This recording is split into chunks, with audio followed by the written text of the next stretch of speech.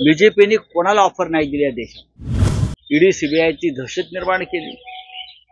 राष्ट्रवादी असेल, शिवसेना असतील, अशोक चव्हाण असतील, ऑफर दिली होती, मात्र जर नाही केले तर आता बीजेपीने कोणाला ऑफर नाही दिली या देशात।